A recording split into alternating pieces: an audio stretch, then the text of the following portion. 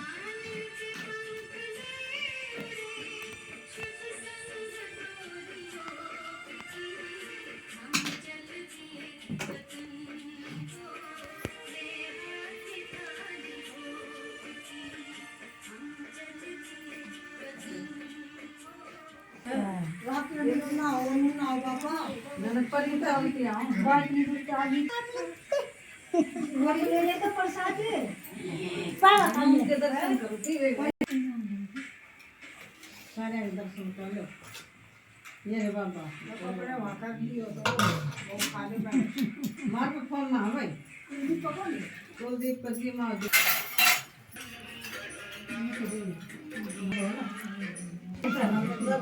जय जी नाम है।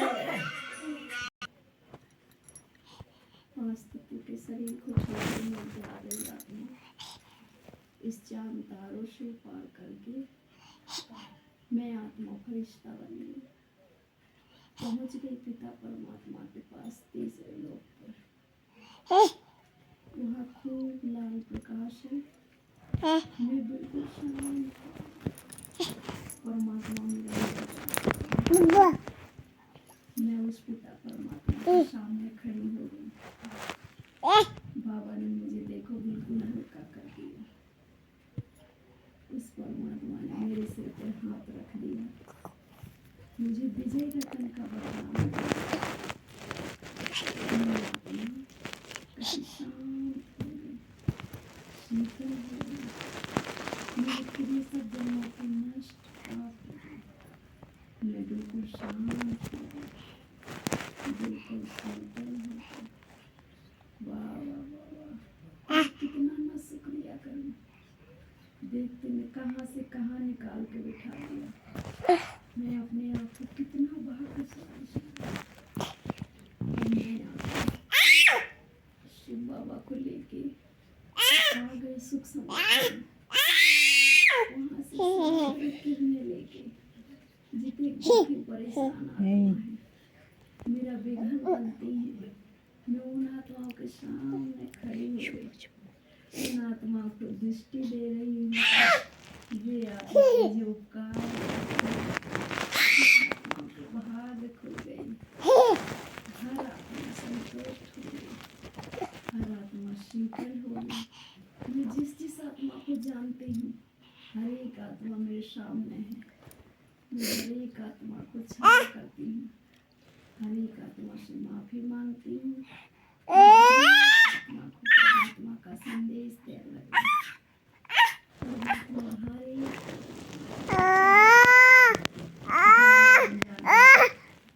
उनसे कोई गलती नहीं की, तो परमात्मा हर एक आत्मा देखो मेरा गुणगान कर रही है। अब पहुंच जाती हूँ मैं मंदिर में। देखो मंदिर में कितने भक्त बैठे जय जयकार कर रहे हैं, मुझे माँ के रूप में याद कर रहे हैं। मैं हर एक आत्मा को, मैं विघ्न विनाश, मैं गणपति बन के बैठ गई मैं माता के पीछे। हर आदमी के विघ्नों को नष्ट कर रही हूँ, हर एक आत्मा के दुख दूर कर रही हूँ, उनको शांति दे रही हूँ, उन आत्माओं को प्यार दे रही हूँ, हर एक आत्माओं की मनोकामनाएं पूरी कर रही हूँ, हर घर में सुख शांति हो रही है। मैं पहुंच जाती हूँ जिन आत्माओं से मेरा कड़ा रिश्ता है, मुझे नष्ट मोह नहीं बनने देती। इस आत्मा से मैं माफी मांगती हूँ, हाथ जोड़कर। परमात्मा का बच्चा देखिए मैं कहाँ से कहाँ पहुँचा दिया। अगर उसका कड़ा मेरे साथ हिसाब किताब नहीं होता तो वो आत्मा मुझे कैसे भगवान को याद करने देती। मैंने उस आत्मा को माफ कर दिया। देखो परमात्मा का बच्चा बन गया, सफेद कपड़ा पहन के बाबा के सेंटर पे आ गया। मैं हर एक आत्मा से संतुष्ट हूँ, हर एक आत्मा से प्यार करती हूँ, हर एक आत्मा रहम का सागर बन के हर एक आत्मा का भाग बनाऊंगी। देखो मेरे हाथों में परमात्मा ने किताब दे दी और एक मैंने हर एक आत्मा का इसमें नाम लिख दिया, हर एक आत्मा का नाम लिख दिया। मैं इस साल में परमात्मा का हर एक आत्मा को परमात्मा का संदेश दूंगी। देखो हर एक बच्चा मेरे प्यार से कितना सम्मान कर रहा है, कितना उपकार कर रहा है। हर एक आत्मा मेरा गुणगान, मेरे घर के विघ्न, मैं शिव परमात्मा को लेके मैं आ जाती हूँ यहाँ नीचे भगवान की पाठशाला में। परमात्मा से देखो हर एक बच्चा को मिला रही हूँ। ईसा हर एक आत्मा देखो बिल्कुल शांत हो, उनके मन में शक्तियाँ भरी। परमात्मा हर एक आत्मा मैं बन गई डॉक्टर,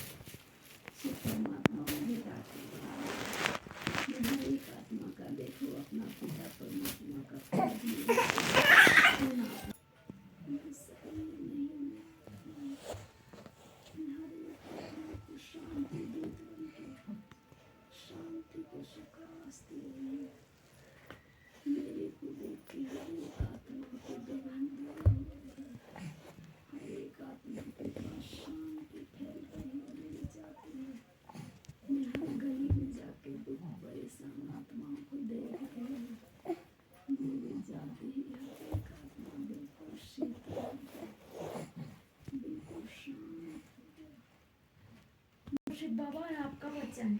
ये देखो ये ताऊ जा रहा, मुंह ढाक लो बेशक, लेकिन शिव बाबा ही आपका बच्चा है। ऐसी चीज देखो आपका पुण्य बने।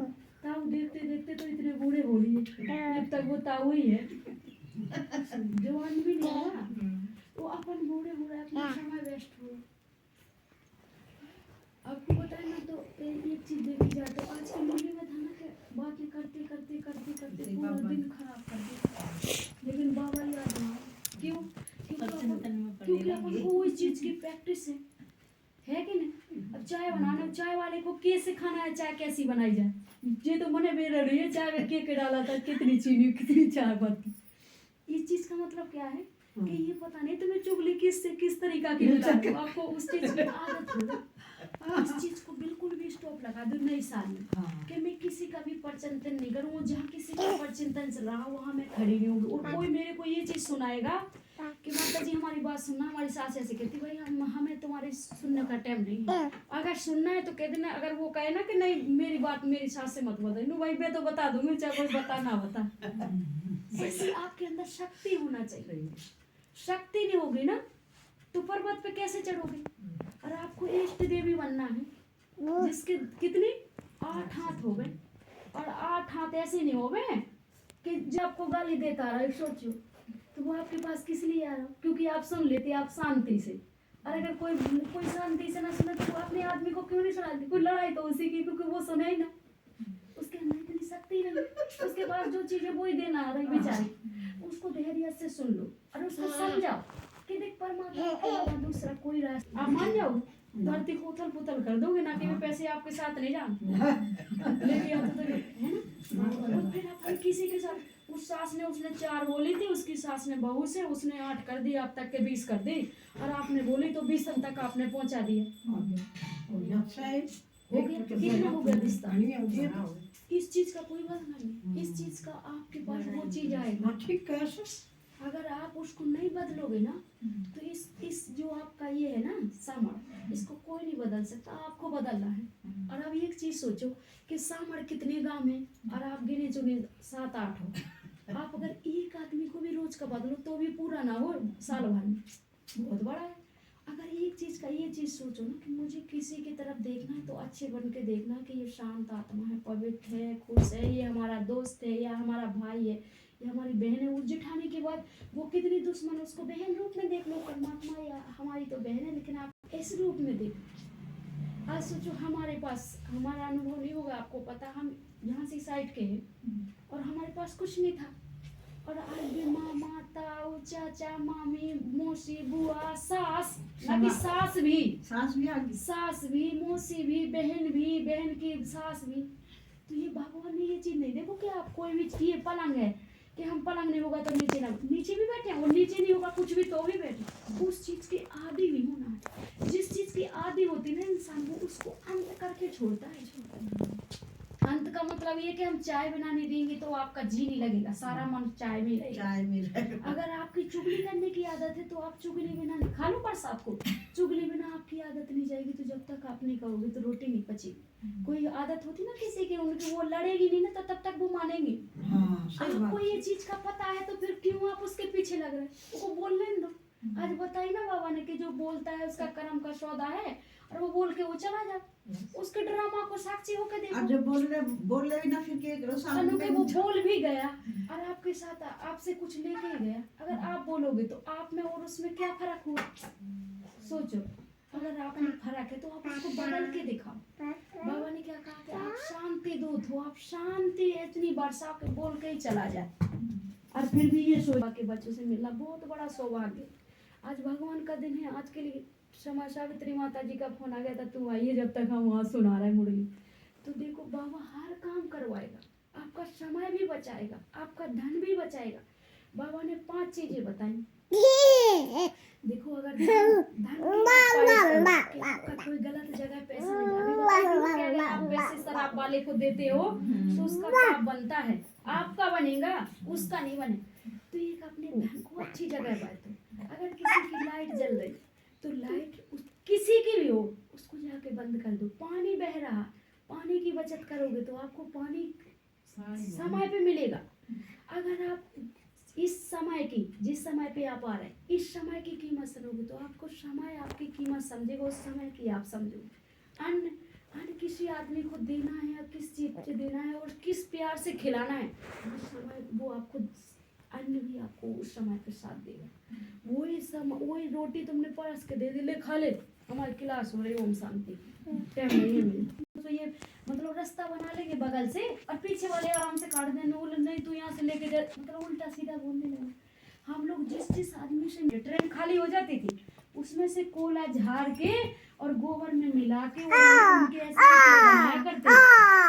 जो दादियाँ ज्ञान सुनाती थी वो बहुत बड़े बड़े घर की थी और वे बाबा बनाया करते। बाबा तो बोल नहीं सकता, बड़े घर की तो कभी झाड़ू भी नहीं लगा, और बाबा ऐसे बनाया करते ना, ऐसे गोल गोल से ऐसे डाल दिया करते थे जिसमें अंगूठी में जल्दी आसानी से फोड़ेंगे तो कितना खिंडेगा, और जितना ही लिया उतना ही वो मतलब वो हो जाए, काम आ जाए। तो ऐसे बोले तो दादी आके, बाबा आप ये काम कर रहे, कहते तो मैं तो आत्मा हूँ। बोले फिर एक बार बाबा से कहा कि बाबा जी VIP मिलने के लिए आ रहे, आप जल्दी हाथ धो लो नहीं तभी देख लेंगे तो कहेंगे ये गोबर बात है।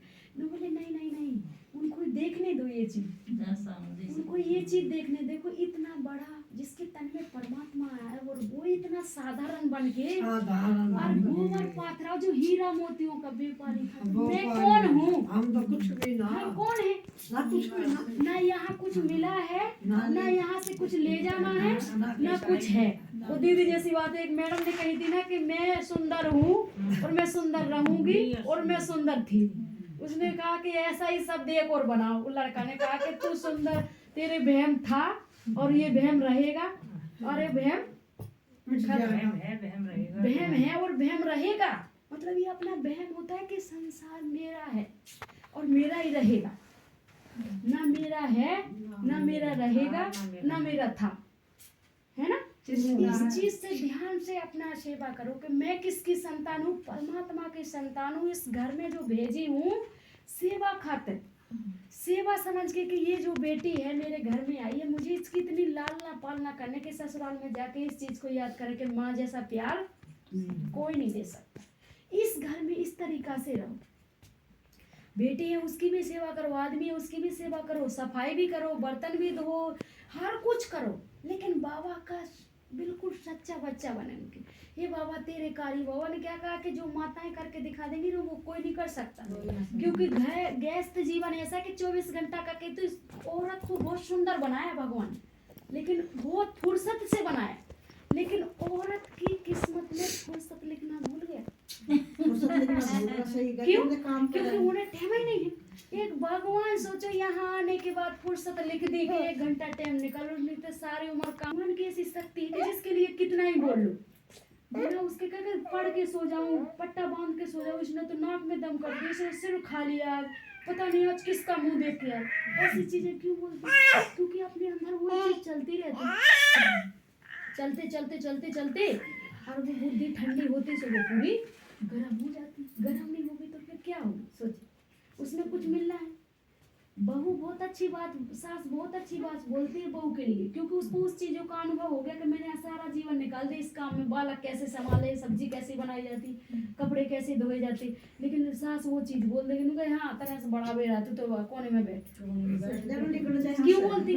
क्योंकि वो आपके साथ ये घर में उगाने के लिए आ रही। पिछले जन्म में आप उसकी सास थे, वो इस जन्म में आपकी सास।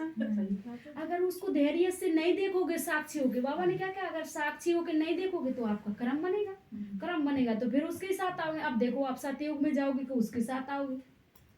अगर आप बाबा को याद करोगे तो आपके भाग्य जमा होंगे और आपके उसके साथ से कर्म भोग चुकता होगा और आपके नंबर जमा होंगे और फिर दुनिया में। अगर उससे बोलोगे तो मैं और मेरी बहू, तुम उस